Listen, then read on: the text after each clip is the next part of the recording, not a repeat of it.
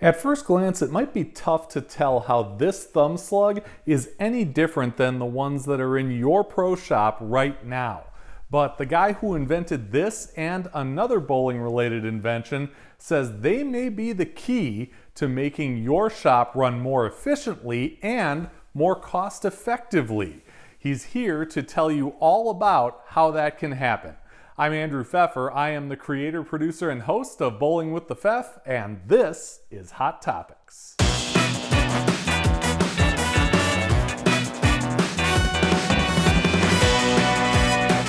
And Tommy Lasko is the founder and owner of Pro Edge Bowling. He's a USBC Gold certified coach. He has worked for ball manufacturers, toured with the pros. He's done it pretty much all. Tommy, welcome to Hot Topics. Thank you very much, Andrew. Glad to be here. Yeah, it's a great pleasure to have you here. Of course, Pro Edge Bowling based in New Jersey. You can find them at proedgebowling.com or at that number at the bottom of your screen. We want to get into a couple of innovations that Tommy is responsible for during the COVID era, we'll say. He certainly wasn't just sitting around on his duff. He was making things happen over there on the East Coast. One of them is the Oval Edge Kit, which is a very interesting thumb system, but it is interchangeable with all the interchangeable thumb systems that you know and may sell and deal with in your pro shops. Here's what it looks like. Tommy, what does the Oval Edge Kit do to both make things simpler for pro shop operators and in turn more efficient for bowlers? So you see that the counter display has 27 sizes, and they range from a 3/4 inch pilot hole to a 1 inch pilot hole, but different cuts sideways on each insert.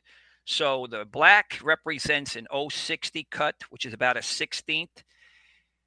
The blue represents 090, and then the white represents 120. And so you can find the size that fits most every thumb that you want to install in the ball. Okay. And here's a little closer up look there at the three colors there. Take us through the process a little bit when you talk about the pro shop and working with the bowler to find that comfortable fit, but also a great release on the lanes. That's the intent of every pro shop operator, to try to create a thumb hole size shape to enable the bowler to have the least amount of grip pressure in holding the ball. That will translate into how loose their swing can stay. More importantly, if the swing is free or as free as you can get it, the release will be clean and off the thumb, and that will give you the best sense of direction with a good roll on the ball, effective roll. Okay. So you're engineering the size, and you have several methods you'll go about trying to size the thumb. Nobody's thumb is really particularly round. It's always like a little bit oval shape. And so you have to kind of adapt the hole size to that shape of that thumb. Yeah.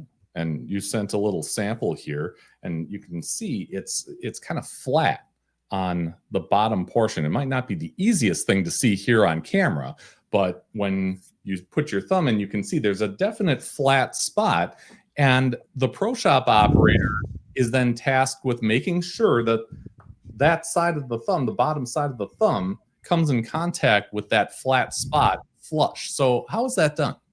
So when I created this, I took a sample of a thumb that a friend of mine had on the market in 1980s. His name was John Canales. Maybe somebody might have heard of it. It was called the KGT thumb, green thumb.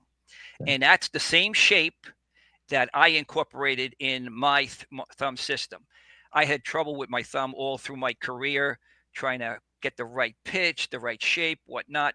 And when John Canales gave me a sample, I started using it in my balls. And I immediately knew that there was something really unique about the shape that allowed my thumb to be a clean release. And the important thing is, now that you have a shape that fits the thumb naturally, it's what degree of angle do you install that grip into the ball. to continue that clean release because of the shape and the pitch and so on and so forth. So during COVID, I could only clean my shop a certain amount of times. And so I thought that since this oval shaped thumb works for me, why don't I think I'll create a little bit of a system for me here at the shop. And so I had these 27 sizes with the shape of the thumb 3D printed. And then from the 3D print, I went molds, because I have a system on the market called Custom Thumb, which incorporates making a mold of your favorite feeling thumb. And so I used that same molding material and created the molds of these 27 sizes, and then put them in display, counter display. Mhm. And when it showed that I would size somebody off this counter display, have common sizes already made, pull it off the shelf, fit the person, put them in the measuring ball to determine the pure angle that we're going to release the ball at with this installation of the insert. And then I would just take that mold, make an insert from it, and then determine what angle I'm going to put that bowler's pitch at, and then install it in the ball. And you don't have to do so many, you can eliminate so many steps. You don't have to drill a hole, put a slug in, cut down the slug, drill a hole, then try to shape the oval. And do you have the equipment to cut the oval very easily, like a mill and calipers and so on and so forth? So this is a very simple process to give a person the best feel they can possibly have, most effectively, cost effective, and time wise. Yeah, a lot of different pro shop operators shape that oval differently. Yeah. And if you have this common shape going forward, as long as you get that side of the thumb flush, you should be good. And you have this kind of marking system where you take the base of the thumb, kind of mark it up, and then what are you looking for on the ball? So this is a way of determining if when you put that insert in that measuring ball, if you had it at the right angle. So then what you would do is mark the center of the thumb there at the base, and then that would translate into where the flat, with the dead center of the flat is when you got it in the ball, to confirm that you have the right degree of oval for that customer. Yeah. And you can see the tape there on that flat side, Mm-hmm. which is where you typically put that tape on the front there. Oh, you'd be And surprised how many people don't put the tape in the right spot. that's why I said typically, because everybody's a little different. I'm not gonna say that I've always done it the right way, but I mean, what's right to me and right to you may not be right to somebody. But for sake of example, you put it on that flat spot, and yeah, you use that measuring bowling ball to get that angle right, and eventually you get that flat spot flush, and you have what you need: the clean feel, the clean release, and a lot of versatility there, because again, like you had said, this works with all interchangeable thumb systems. So whether you're a Jopo person or a switch grip person, you can utilize these Correctly. with those existing systems. Yep. Yeah. Yeah. Now, one of the other innovations that you were talking to me about is the rotary tool attachment.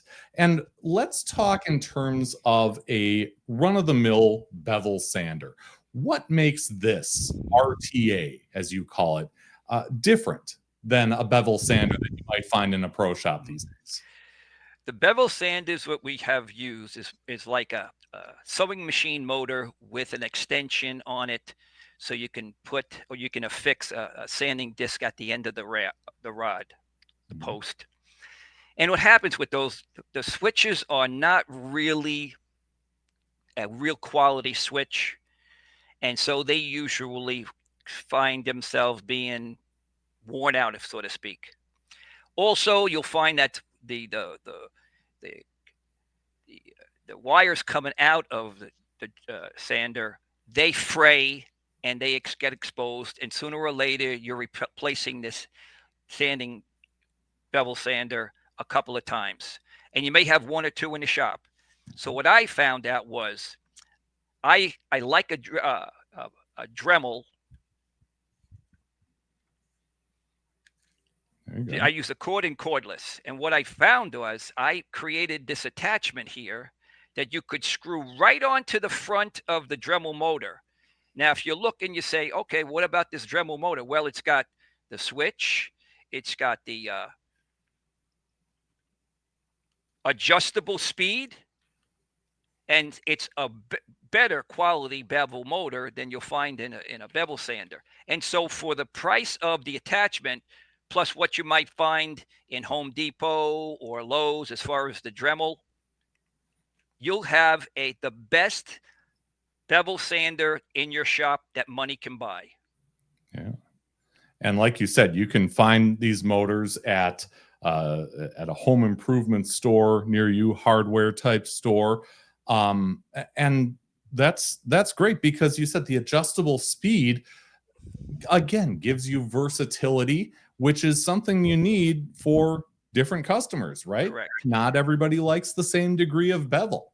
Right. And that can be memorable. I had interviewed a ball driller that I had when I was a teenager, and he remembered how I liked the bevel in my bowling ball because it was different than a lot of his other customers. So that's good to have that versatility, for drilling for different types of customers. So these are two great innovations, and I'm sure, you'll have pro shop operators' ears on this, but if they're willing to take the next step or want to get some more information from you about this stuff, what next steps should they do or take?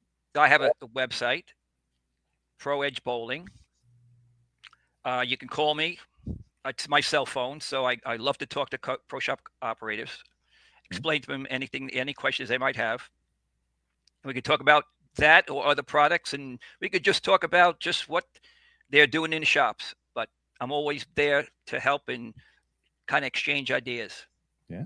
Yeah, great to talk to too. I've talked to him a couple times, and that's been a great use of my time, and I'm sure it will be of yours.